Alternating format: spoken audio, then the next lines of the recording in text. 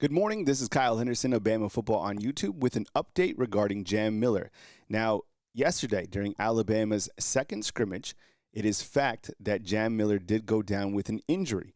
Now, there's been various reports out there, and again, nothing has been confirmed, but I was able to talk to a source very close to the situation, and here's what we know, okay? And this is developing, and as always with an injury, you want to wait for the head football coach to make the official announcement. We don't hear from Coach Kalen DeBoer until later on this week. We do get to hear from offensive coordinator Ryan Grubb on the 19th. So as the official statement comes out, whether Alabama, wants to even make one, we'll keep you posted right here at Bama Football on YouTube. But here's what we know as of this morning, okay? So this is fluid. Things change. I get it. But from a source very close to the situation, this is what I heard. So the injury is a dislocated shoulder, okay? I know I've seen different things out there about different, broken bones or whatever. I heard that no bones are broken, that it's a dislocated shoulder. Now, with the dislocated shoulder, what's the timeline on that? Well, it's kind of up to the individual itself. There's some really great running backs, in the past that have played with, following a dislocated shoulder. So I think from what I understand, the play happened during the long run of Ty Simpson. Now, I'm sure you've heard all the scrimmage reports and the nuggets from Saturday. So Ty Simpson breaks this long run. This is what I'm told. And Jam Miller's out there blocking. A player fell on Jam Miller, and that's how the shoulder was dislocated. They were able to reset the shoulder, which is so important right away. And then he was in a sling for the duration of the scrimmage. I've seen that he's out from 6 to 8 weeks. The source that I spoke to didn't even rule him out for the opener against Florida State on August 30th. So again, I'd be cautious, and this is something that you watch. The one thing that I will tell you with injuries here at Alabama specifically is you got to always kind of come back to the fact that Alabama has Jeff Allen in the Sports and Science Center. If you've ever been to the University of Alabama, they have some technology that is first class. And that's another selling point for the program. And people don't really talk about that. But the fact that they're able to have access to a mind like Jeff Allen, think about this. Jeff Allen's been here for almost 20 years. And he's played a huge role in getting some guys back on the field, whether that's, I would say this is a small injury, like a dislocated, or a nasty injury like Jalen Hell. The fact that Jalen Hell was out there yesterday balling out after his injury tells you how advanced the Sports and Science Center has elevated kind of the recovery time for players, right? We've seen guys come back from ankles, a high ankle sprain, they'd be back in like a week. So I would be cautious to rule him out for Florida State. I'm sure, if you're a Seminole fan, you might be excited that you don't have to face Gemini. I'd be slow to think about that until we hear from Coach Kalen DeBoer. Now, can things change? Of course.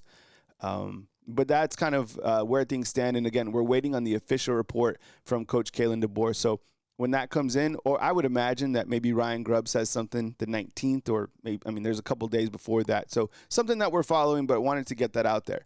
Other running backs, as you know, on Alabama's roster. And we talk about Jam Miller, and recently Ryan Grubb said Jam is the man, which he clearly is. I've been talking about this guy. This is my third season now talking about Jam Miller. People, it's crazy that they don't know about him up until this year, right? But if you're in the Alabama ecosystem, you know him. But like nationally, the guy never gets notoriety, and he's a beast. Outside of him, let's just say theoretically something changes, he can't go, and he's out for a little bit. Well, the thing about Alabama's running backs this particular year, really every year, is a stable of talent that they have. Richard Young, my goodness, you want some of him? Come get some. Richard Young, look, this is a group that, remember Justice Haynes? You don't even think about him anymore because look at the talent that they have behind him. And this is a really big and heavy running back room. And there's a narrative out there that Ryan Grubb isn't going to run the football this season because, Seattle didn't have the components to run the football last year the way that they wanted to. Ryan Grubb's going to run the football. That's going to be a key element of this team. Now, is it 60-40 pass? I have no idea. They're going to run the ball. I don't think there'll be a 1,000-yard running back. I think it'll kind of be running back by committee, but they're going to run the football. Richard Young is very capable to be that guy. He's very capable to step up and be the workhorse if they need him to. Behind him, kind of take your pick, right? Daniel Hill, entering his second year, 6'1". I know the graphic says 244. I think he might be closer to 255. This is a big man, and I would imagine in short yardage situations, just inside, the goal line, you're going to get some Daniel Hill, and that's a lot. That's a lot of volume. And then they brought over, this is a key ingredient too, is you have Jalen Washington, who was able to transfer over from the transfer portal to come to Alabama. The coaches have said really wonderful things about Jalen Washington, 5'9", 216 pounds, kind of like a bowling ball, who's very versatile. The one running back that nobody seems to ever talk about, the only person to talk about this particular running back has been Coach Kalen DeBoer, and that's Kevin Riley. Kevin Riley is out of Tuscaloosa County, right here in clearly Tuscaloosa, right? And he might not be 200 pounds, but Coach Kalen DeBoer said this about him. I think it was in the springtime, that he probably has the most shake, the most wiggle out of any of the running backs that are on the roster, right? Still in development. I mean, the guy redshirted last year, so this is his second season. And then you bring on A.K. Deere, who is 6'1", 212 in his initial year with the Alabama Crimson Tide. So they have depth. They don't have a large volume of experience, and that means not a lot of guys that has a lot of carries.